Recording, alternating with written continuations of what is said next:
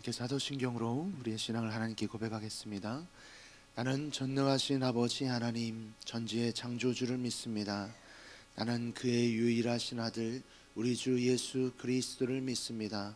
그는 성령으로 잉태되어 동정녀 마리아에게서 나시고 본디오 빌라도에게 고난을 받아 십자가에 못 박혀 죽으시고 장사된 지 사흘 만에 죽은 자 가운데서 다시 살아나셨으며 하늘에 오르시어 전능하신 아버지 하나님 우편에 앉아 계시다가 거기로부터 살아있는 자와 죽은 자를 심판하러 오십니다. 나는 성령을 믿으며 거룩한 공교회와 성도의 교제와 죄를 용서받는 것과 몸의 부활과 영생을 믿습니다. 아멘. 우리 함께 찬송가 380장 나의 생명 되신 주 함께 찬양하시겠습니다.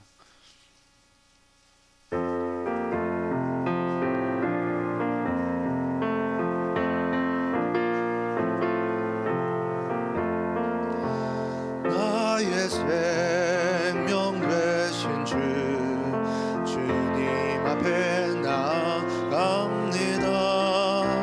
주의 흘린 보혈로 정케 하사 받아 주소서.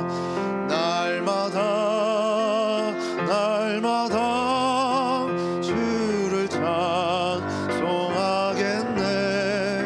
주의 사랑 줄로서 나를 굳게 잡아 매소서. 괴로운 세상 지낼 때 나를 인도하여 주소서. 주를 믿고 나가며 나의 길을 잃지 않겠네. 날마다 주를 찬송하겠네. 주의 사랑 줄로서 나를 굳게 잡아 매소서.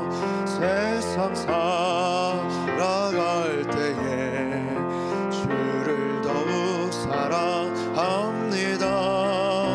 밝고 빛난 천국에 나의 영혼 들어가겠네. 날마다 주를 찬송하겠네. 주의 사랑 줄로서 나를 굳게 잡아 매소서. 아멘. 오늘 우리에게 주시는 하나님의 말씀은 요한복음 10장 1절에서 10절까지의 말씀입니다. 요한복음 10장 1절에서 10절까지의 말씀 한 절씩 교독 후 마지막 절을 합독하겠습니다. 내가 진실로 너희에게 이르노니 문을 통하여 양의 우리에 들어가지 아니하고 다른 데로 넘어가는 자는 절도며 강도요 문으로 들어가는 이는 양의 목자라. 문지기는 그를 위하여 문을 열고 양은 그의 음성을 듣나니 그가 자기 양의 이름을 각각 불러 인도하여 내느니라. 자기 양을 다 내놓은 후에 앞서가면 양들이 그의 음성을 아는 고로 따라오되 타인의 음성은 알지 못하는 고로 타인을 따르지 아니하고 도리어 도망하느니라. 예수께서 이 비유로 그들에게 말씀하셨으나 그들은 그가 하신 말씀이 무엇인지 알지 못하니라. 그러므로 예수께서 다시 이르시되 내가 진실로 너희에게 말하노니 나는 양의 문이라. 나보다 먼저 온 자는 다 절도요 강도니 양들이 듣지 아니하였느니라. 내가 문이니 누구든지 나로 말미암아 들어가면 구원을 받고 또는 들어가며 나오며 꼴을 얻으리라.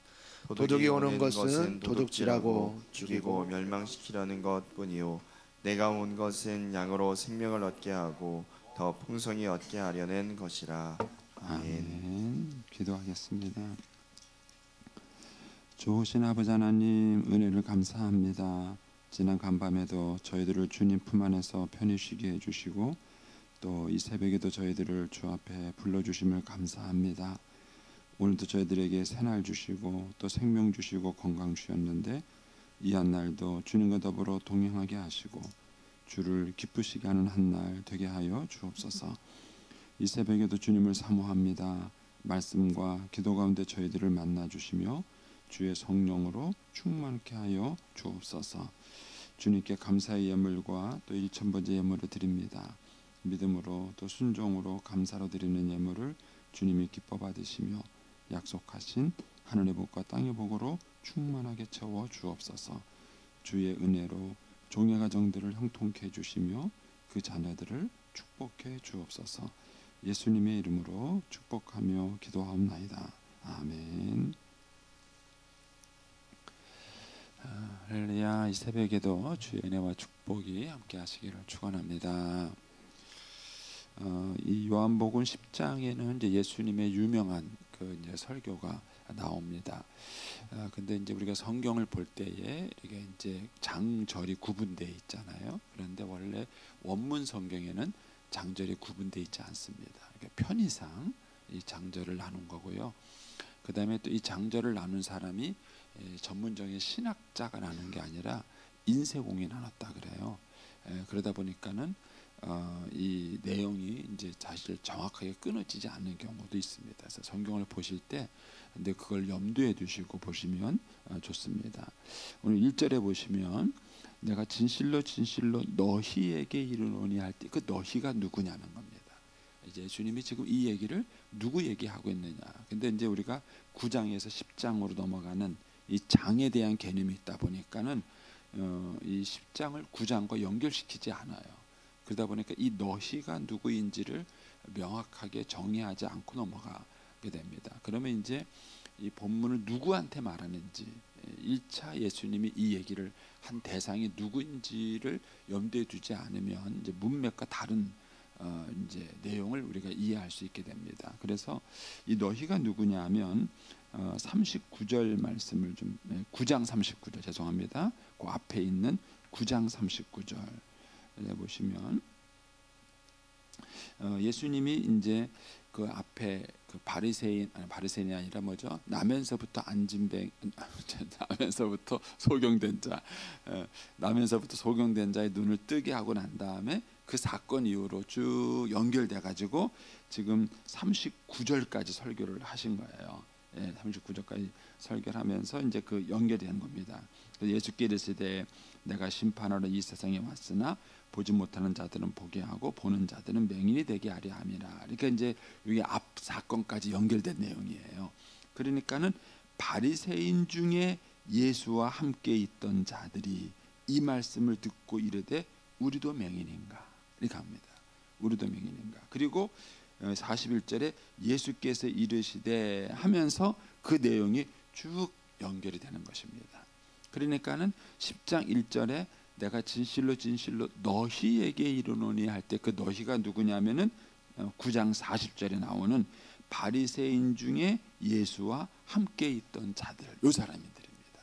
그러니까는 이 사람들은 바리새인이긴 하지만 예수님께 열린 마음을 가지고 있는 사람이에요. 그런데 이 10장 이후에 있는 내용을 보면은 예수님께 대해서 열린 마음을 갖고 있지만은 아직도 바리새인적 사고 방식을 갖고 있는 사람들입니다. 이 얘기를 그 사람들에게 지금 예수님께 하시는 설교가 10장에 나오는 예수님의 설교인 것입니다. 그러니까는 예수님 당시에 있었던 바리새인들이 다 예수님을 배척한 것은 아니에요. 그 예수님 당시에 있던 바리새인 가운데 예수님을 무조건 배척한 사람이 있습니다. 공격하고 비난하는 사람들이 있는가 하면 또 그 중에 예수님을 믿고 따른 사람들도 있습니다. 그런데 그 사이에 있는 사람, 예수님을 향해서 열린 마음을 갖고 있지만 그 바리새적 사고방식에 있어서 벗어나지 못하는 사람, 대표적인 케이스 중에 한 사람이 바리새인 시몬이에요. 이 바리새인 시몬은 바리새인이면서도 예수님을 자기 집에 초청을 해요. 자기 집에 초청을 해서 식사 대접을 합니다. 이건 그 당시에 굉장한 이례적인 행동이에요. 그런데 그럼에도 불구하고 예수님께 정성을 다해서 대접하지 않습니다. 그래서 예수님이 향유를 부은 여인과 이 바리새인 시몬과 비교를 하시죠. 너는 이렇게 했지만 이 여인은 이렇게 했다. 이렇게 비교를 하십니다. 그래서 요한복음 10장은 대상이 누구냐면 바리새인이면서도 예수님을 따르는 자, 쉽게 말하면은 예수님을 향해서 열린 마음을 갖고는 있지만 진리를 잘 모르는 사람, 신앙은 잘 모르는 사람에게 주는 말씀이 이 요한복음 10장에 있는 말씀이에요. 자, 이제 그런 걸 염두에 두시고 이제 계속 요한복음 10장을 묵상하시면 됩니다. 그런데 이제 오늘 우리가 10절까지 읽었는데 사실은 10절도 애매하게 끄는 거예요. 뒤에 나오는 11절도 계속 연이어지는 설교이기 때문에 그렇습니다. 그런 어쨌든 10절까지 끊었으니까 먼저 보면 1절부터 5절까지는 예수님의 비유입니다. 그래서 6절에 보면 예수께서 이 비유로 그들에게 말씀하셨으나 이렇게 말씀하신 것이죠. 그래서 1절부터 5절까지는 예수님의 비유인데 이 비유를 말한 대상은 누구죠? 바리새인 중에서 예수님을 따르는 사람, 예수님을 향해서 열린 마음을 가지고 있는 바리새인에게 한 것이 이 비유, 그들에게 들으라고 한 것이고요. 그 다음에 예수께서 6절에 예수께서 이 비유로 그들에게 말씀하셨으나 그들이 그 말씀을 깨닫지 못했어요. 비유를 몰라요. 그래서 예수님이 그러므로 다시 이르노니, 그래서 이제 6절부터 10절은 뭐냐면 1절부터 5절에 대한 비유의 설명입니다. 비유의 설명입니다. 자, 요 구절을 이해하시겠죠? 그래서 이렇게 이해하시고 그 다음에 이 말씀을 보시면 되겠습니다. 자, 그럼 이제 대충 설명을 드리겠습니다.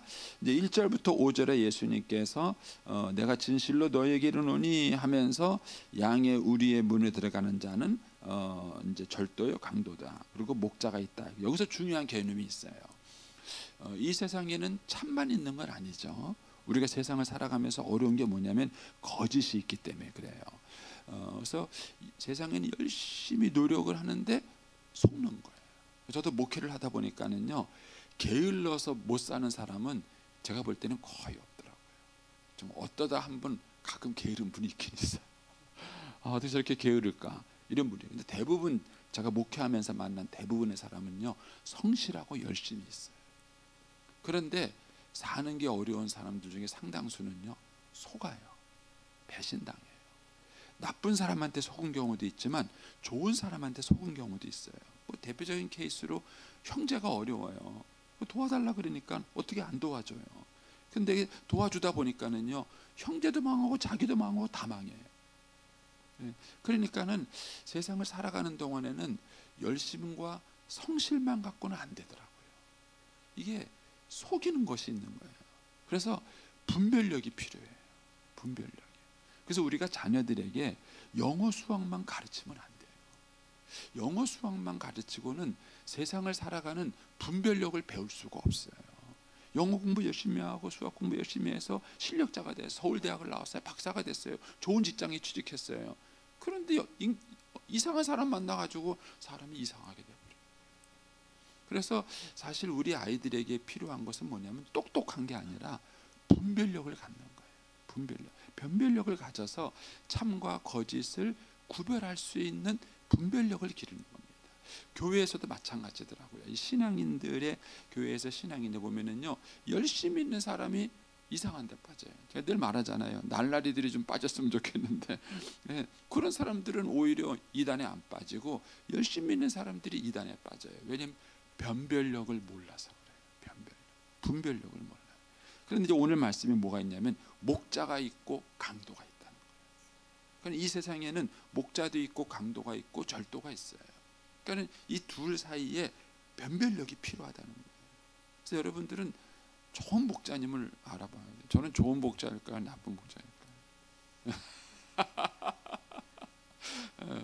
그러니까 여러분들도 그걸 좀 알아야 되고 목사인 저도 이제 거기에 대한 변별력이 필요한 거예요. 그런데 어려운 게 뭐냐면은 강도를 좋은 목자로 알고 따라가는 것도 문제고 좋은 목자를 강도로 알고 대적하는 것도 문제예요.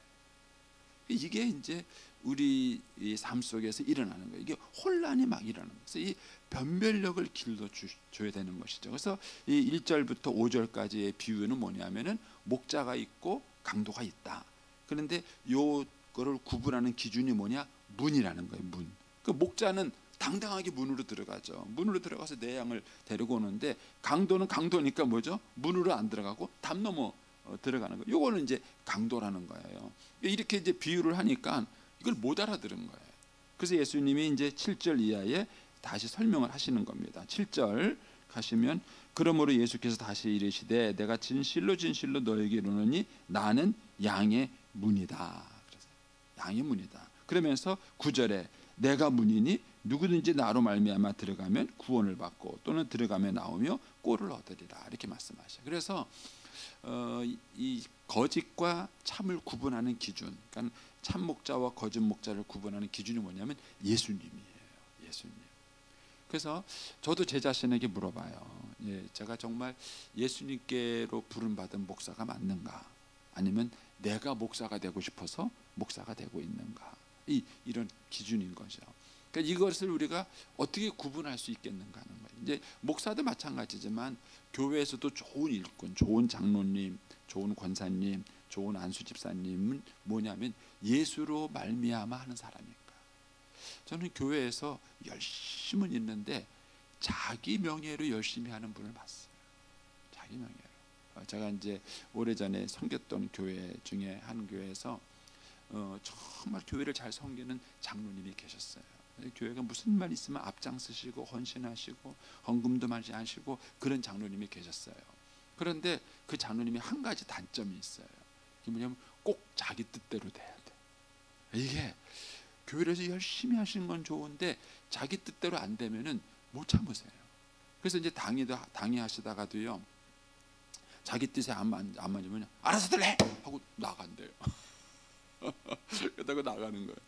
그러니까 이제 그분이 선임 장로님이신데 이제 그렇게 하니까 후배들이 당혹스러운 거예요. 당혹스러운 거예요. 그러다 보니까 나중에 결국은 그분 뜻대로 결정을 하는 거예요. 일을 항상. 그러니까 이게 이제 교회 소문이 나면서부터 이제 그 장로님에 대한 안 좋은 얘기가 자꾸 날 거 아니에요. 그러니까 이제 그 장로님 아들이 청년회 회장이었어요.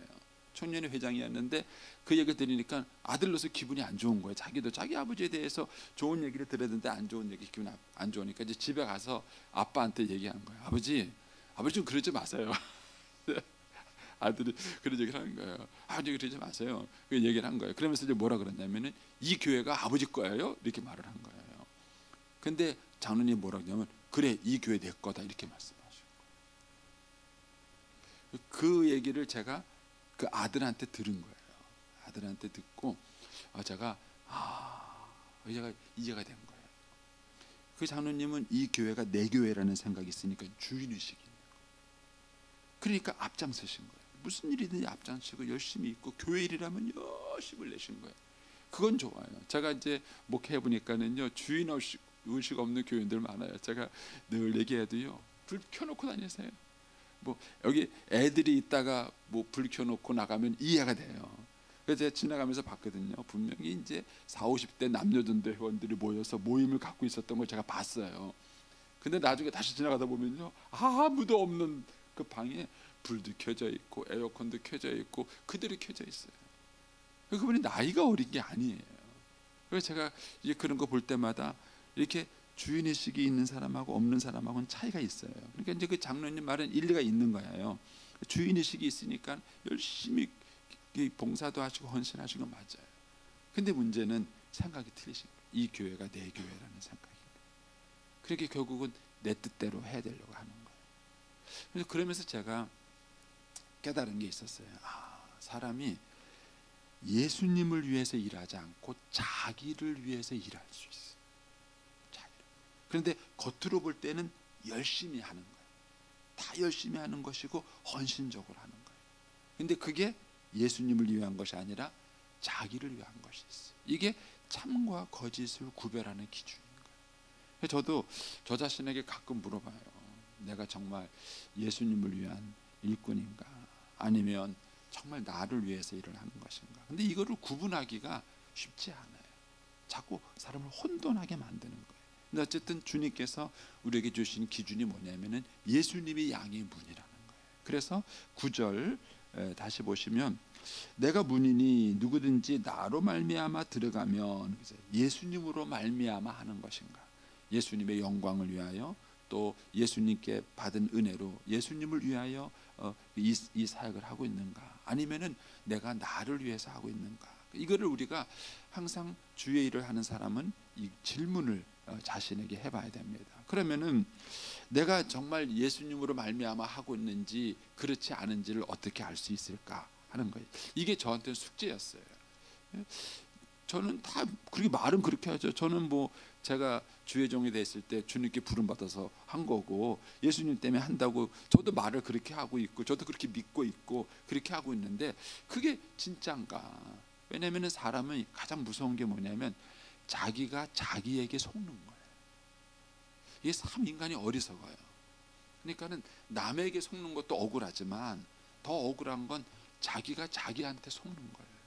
잘하고 있는지 아는데 그게 아닌 경우죠. 이게 참 무섭습니다. 어떻게 하면은 내가 정말 이렇게 예수로 말미암아 사역을 하고 있는지 그렇지 않은지를 어떻게 구분할 수 있는가? 저는 이제 9절 10절 말씀을 가지고 저한테 그렇게 적용을 합니다. 첫째 9절에 보시면 내가 문이니 누구든지 나로 말미암아 들어가면 첫 번째 구원을 받아요. 두 번째 뭐죠? 들어가며 나오며 꼴을 얻어요. 꼴을 얻습니다. 그래서 이제 저는 제가 열심히 사역을 한 결과 구원의 역사가 일어나고 있는가, 그 다음에 꼴을 얻고 있는가. 이 꼴이라는 게 참 애매하죠. 이것도 비유니까 양이 꼴은, 그 양이 꼴을 먹었다는 게 대체 뭘까? 이거를 연결시켜 주는 것이 디모데후서 3장 16절 말씀이에요. 모든 성경은 하나님의 감동으로 된 것으로 교훈과 책망과 바르게 함과 의로 교육하기에 유익하다. 그러니까는 사도 바울이 디모데에게 이 성경에 대해서 얘기하는 게, 이 성경은 너로 말미암아 구원에 이르게 하거니와, 그런 말을 해요. 그래서 우리가 성경을 읽으면 두 가지 유익을 있어요. 하나는 구원을 받아요. 두 번째는 뭐냐면은요, 교훈과 책망과 바르게 함과 의로 교육을 받아서 하나님의 사람으로 온전케 돼요. 이게. 그래서 여기서 꼴을 먹는다는 얘기는 그 뜻이에요. 그래서 제가 정말 예수님으로 말미암아 그 사역을 한다면 나를 만나는 그 사람들이 구원을 얻어야 되고요, 꼴을 잘 먹은 양처럼 점점점 그 삶이 건강해져야 돼요. 건강해져요. 저는 이제 제 자신에게 그런 질문을 해봐요. 이강천 목사님께 배운 걸 저도 저 자신에게 질문을 해봅니다.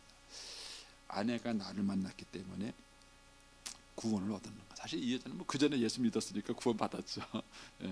또 한 가지는 아내가 나를 만났기 때문에 나에게 영적인 꼴을 얻는가? 사실 제 아내가 저와 결혼한 이유는 한 가지였어요.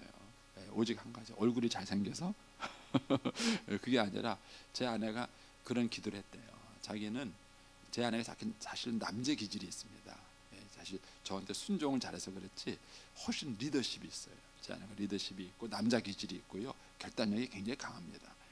강한데 이제 내성적인 저를 만나가지고 그 기질을 숨기느라고 굉장히 애를 먹었는데, 아내는 자기 성격을 알기 때문에 첫째는 자기보다 신앙이 좋은 남자를 만나기를 원했대요.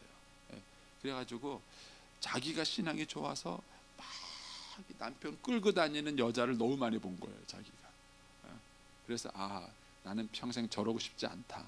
그래서 내 신앙을 이끌어줄 수 있는 남자를 찾은 거예요. 그리고 또 본인이 워낙 이렇게 리더십이, 제 아내가 청년회 회장이었을 때 제가 청년회 부회장이었습니다. 그때 만났어요. 그러니까 이제 청년회 회장으로 막 남자들 막 리더십을 행사할 만큼 리더십이 있는 여자였는데, 근데 어쨌든 이제 그때 만나면서 기대한 게 뭐냐면은 자기 신앙을 이끌어줄 수 있는 남자를 만난 거예요. 그게 저를 선택한 이유였어요. 근데 이제 그래서 그랬나 저래서 그랬나 모르겠지만 어쨌든 제가 제 아내를 다 제자 훈련시켰습니다. 제가 새로운 내용을 배울 때마다 제일 먼저 가르친 사람이 제 아내였어요. 그래서 아내는 제가 하는 제자 훈련을 다 공부한 여자예요. 가르치고 하는 이 사역을 다 따라온 여자였는데, 이제 그러면서 제가 제 아내를 보면서 생각을 한 거예요. 이 여자가 나를 만났기 때문에 꼴을 얻어서 더 풍성해지고 건강해지고 있는가, 아니면 더 영적으로 빈약해지고 있는가? 이게 이제 저 자신에게 물어보는 질문이었어요. 내 아이들이 아빠인 나를 만나가지고 아빠인 나한테 구원을 얻고 꼴을 얻고 있는가, 아니면은 영적으로 빈약해지고 있는가? 이게 저 자신에게 물어보는 질문이었어요. 그리고 제가 이제 목회를 하면서도 교인들을 바라보면서도 느끼는 게 그거예요. 교인들이 나를 만났기 때문에 구원을 얻고 꼴을 얻고 있는가? 이게 이제 제가 제 자신을 평가해 보는 이쪽의 기준 중에 하나인 것입니다. 그러면서 이제 10절 보면은 이제 도둑과 목자를 비교합니다. 도둑의 목적은 뭐냐면은 도둑질하고 죽이고 멸망시키는 거예요. 그래서 거짓 가르침은요 반드시 상대방을 도둑질합니다. 생각을 도둑질하고 양심을 도둑질하고 그 마음의 평강을 도둑질하고 도둑질해요. 그리고 나중에는요 서서히 그 영이 죽고요, 생각이 죽고요, 삶이 죽어요. 그리고 마지막에 뭐가 되느냐? 멸망을 해요. 저는 잘못된 사상과 이짐에 빠져가지고 이렇게 망한 사람 많이 봤습니다. 목회하다가 이단에 빠지거나 이상한 교훈에 빠져가지고요 거기에 쫙 빠져갔다가 가정도 깨지고 인생도 망친 사람 정말 많이 봤습니다. 이게 도둑이에요. 여러분들이 잘못된 지도자를 만나면 그 생각과 삶이 도둑질 당하고 죽임 당하고 멸망, 이게 단계예요. 단계. 그런데 반면에 참된 목자는 어떻게 하는가? 양으로 생명을 얻되 더 풍성하게 얻는 거예요. 그래서 참된 목자는 그 양들에게 진정한 꼴을 먹이기 때문에 그에게 생명, 구원을 얻게 해요. 그리고 단순한 구원을 얻는 게 아니라 더 풍성한 구원을 얻게 합니다. 이분이 바로 예수님이시죠. 그래서 저와 여러분이 예수님을 정말 제대로 만났다면 첫째는 생명을 얻어야 되고요. 그 단순한 생명이 아니라 풍성한 생명을 얻어야 돼요. 그래서 한번 여러분의 삶을 돌이켜 보세요. 내가 예수 믿고 난 다음에 삶이 더 풍성해지고 있는가? 아니면 삶이 더 빈약해지고 있는가? 보세요. 만약에 내 삶이 빈약해지고 있다면 내가 뭔가 신앙생활을 바르게 하고 있는 게 아니에요. 예수님 말씀대로라면은 반드시 예수님을 따르는 자는 더 풍성한 삶을 얻게 돼 있습니다. 처음에는 시련이 있고 어려움이 있지만 시간이 지나면서 점점점 삶의 이런 변화가 반드시 일어나게 돼 있습니다. 그래서 예수님이 그 얘기를 하는 것이죠. 그래서 저와 여러분이 참된 신앙 가운데 있는지 거짓 신앙 가운데 있는지 이 변별력을 갖는 게 1차적으로 중요합니다. 왜냐하면 우리 안에는 수많은 거짓이 많기 때문에 그래요. 그리고 이 변별력을 가지고 우리가 정말 바르게 하고 있는지 그렇지 않은지를 우리가 변별해 볼 수 있는 것이 이제 9절, 10절 말씀인 것입니다. 그래서 이런 어떤 변화와 생명이 있는가, 이 변화와 생명이 있는가 해서 정말 참된 목자이신 예수님을 따르기 때문에 내 삶이 더 풍성해지고 생명력이 넘치는가, 이것이 저와 여러분의 신앙생활을 바르게 하고 있는지를 평가해 볼 수 있는 기준이고요. 또 우리가 또 다른 사람들에게 바른 신앙인으로서 그들을 인도하고 있는지에 대한 기준이 되는 것입니다. 저와 여러분의 삶이 이런 축복의 통로가 될 수 있게 되기를 축복합니다. 기도하겠습니다. 오늘은